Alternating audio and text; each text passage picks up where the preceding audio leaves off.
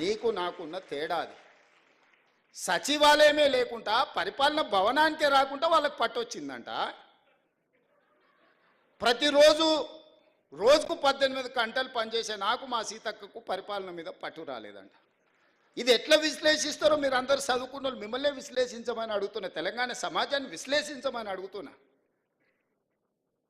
ఇంద్రవల్లి అమరవీరులకు ఇండ్ల పట్టాలిచ్చి భూములు ఇచ్చినందుకు, ఇంద్రవెల్లి అమరవీరుల స్తూపాన్ని ఒక పర్యాటక కేంద్రంగా చేసినందుకు మా మీద ఆదివాసీలు కోపంగా ఉన్నారా?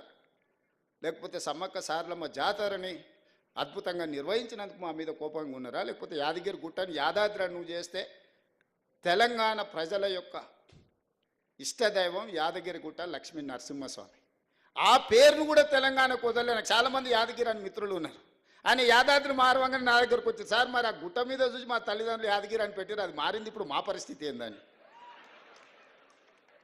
మీకేం చింతొద్దా, నేను వచ్చినాక మళ్ళీ యాదగిరి గుట్ట చేస్తా అని యాదగిరి గుట్ట చేసిన. వాళ్ళకి టీటీడీ ఉంటే మనకు వైటీడీ ఉంది. మనం కూడా పెద్ద సంస్థను ఏర్పాటు చేసుకున్నాం. ప్రతిసారి దర్శనాలకు వాళ్ళని అడుక్కొని మా ఎమ్మెల్యేల లెటర్లే అని మనం అడుక్కున్నాం ఎందుకు? భద్రాచలంలో రాములవారు లేరా? లక్ష్మీ నరసింహస్వామి లేడా? లేకపోతే రామప్పలో శివుడి అంశ లేదా మనకు? మనం మన వాటిని అభివృద్ధి చేసుకోలేదు కాబట్టి, ప్రభుత్వం వాటి మీద దృష్టి పెట్టలేదు కాబట్టి ఈరోజు మనం ఇతరుల వైపు చూస్తున్నాం. అద్భుతమైన శిలా సంపద ఉన్నది, అద్భుతమైన దేవాలయాలు ఉన్నది, అద్భుతమైన సంస్కృతి ఉన్నది తెలంగాణ ప్రాంతానికి.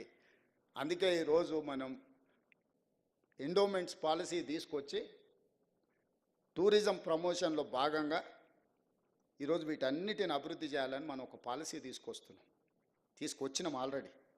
అందుకే వైటీడీని ఈరోజు మనం పెట్టుకుని తొందరలోనే బోర్డు వేసుకుంటాం. అద్భుతంగా మనం మన దగ్గర ఉన్న పరిశ్రమలను కానీ దేవాలయాలను కానీ ఇక్కడ ఏమేం కావాలో అవన్నీ చేసుకుందాము. మనందరికీ సిలికాన్ వ్యాలీనే ఈరోజు మనం డ్రైవ్ చేయగలిగినాం.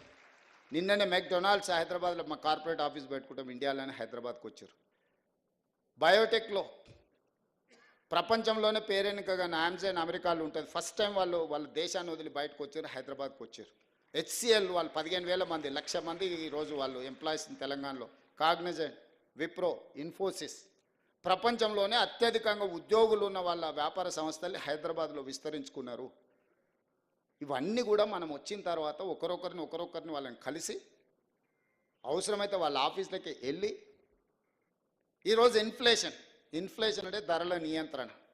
భారతదేశంలో 1.3 అతి తక్కువ ధరల పెరుగుదల ఉన్న రాష్ట్రంగా తెలంగాణ రాష్ట్రం నెంబర్ 1 ఉంది. ఇది కేంద్ర ప్రభుత్వం ప్రకటించింది, నేను ప్రకటించలే. అన్ఎంప్లాయ్మెంట్ 8.8 ఉన్నదాన్ని 6.1. నిరుద్యోగ సమస్యను పరిష్కరించిన రాష్ట్రంగా మొట్టమొదటి రాష్ట్రంగా తెలంగాణ నిలబడింది, కేంద్ర ప్రభుత్వం ప్రకటించింది. రాష్ట్ర ప్రభుత్వాలు సొంతంగా పన్నుల వసూళ్లలో భారతదేశంలో నెంబర్ 1, 88%. టార్గెట్లో 88% రీచ్ అయి దేశంలోనే మొదటి రాష్ట్రంగా తెలంగాణ రాష్ట్రం ఉంటే 86%తో మహారాష్ట్ర ఉంది. నరేంద్ర మోడీ గారు ప్రాతినిధ్యం వహించే గుజరాత్ 6th ప్లేస్లో ఉన్నది. తెలంగాణ రాష్ట్రంలో పన్నులలో పారదర్శకత తీసుకొచ్చి 88% సక్సెస్ రేషియో మన స్టేట్ చూపించింది. ఇది మన పరిపాలన మీద పట్టు. ధరల నియంత్రణలో, నిరుద్యోగ సమస్యను పరిష్కరించడంలో, రాష్ట్రం సేకరించాల్సిన పన్నులలో దేశానికే రోల్ మోడల్గా నిలబడి పెద్ద పెద్ద కార్పొరేట్ కంపెనీలను గుజరాత్కు పోకుండా తెలంగాణకు తీసుకొచ్చి తెలంగాణ పరిపాలన మీద పట్టు సాధించిన మేము దేశానికే ఆదర్శంగా నిలబడి తెలంగాణ మోడల్ అని ఈరోజు చెప్పుకుంటున్నాం.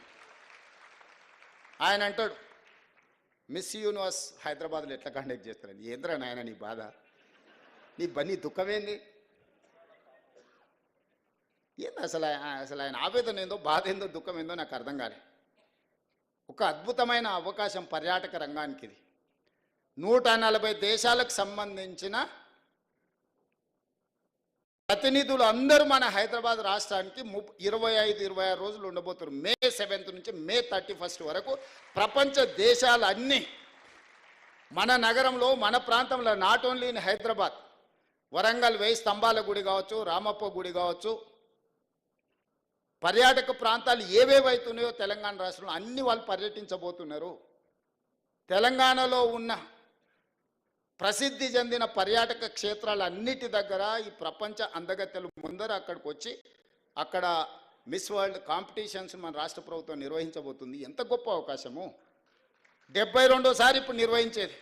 72 సార్లలో ఒక్కసారి అమితాబ్ బచ్చన్ ముంబైలో నిర్వహించాడు. 70 సార్లు ఇతర దేశాలలోనే జరిగింది. 72వసారి మన తెలంగాణ రాష్ట్రం ప్రపంచానికి ఆతిథ్యం ఇవ్వబోతుంది. 3000 ఛానల్స్ ప్రపంచం నుంచి మన దగ్గర నెల రోజులు ఉండబోతున్నారు. 3000 ఛానల్స్ అండ్ పేపర్స్ హైదరాబాద్ ఆతిథ్యం ఇవ్వబోతుంది. గ్లోబ్లో హైదరాబాద్ ఒక ల్యాండ్ మార్క్ కాబోతుంది. అసలు ఇంత మంచి సందర్భం వస్తే నువ్వు అభినందించకపోతే అభినందించకపో, నీ బాధ దుఃఖం రోజు మాట్లాడుతుండు. దానికి ఎట్లా ఖర్చు పెడితే దీనికి ఎట్లా ఖర్చు. మేము దుబారా చెయ్యము. మేము 5-10 కోట్లు 20 కోట్లు ఒకవేళ దీంట్లో ఖర్చు పెడితే ప్రపంచ దేశాల నుంచి వేలాది లక్షలాది మంది ఇక్కడికి వస్తే ఇక్కడ ఉండే hotel industry, food industry, other ఇండస్ట్రీస్లో 100 కోట్ల రూపాయల ఆదాయం తెలంగాణ రాష్ట్రానికి రాబోతుంది.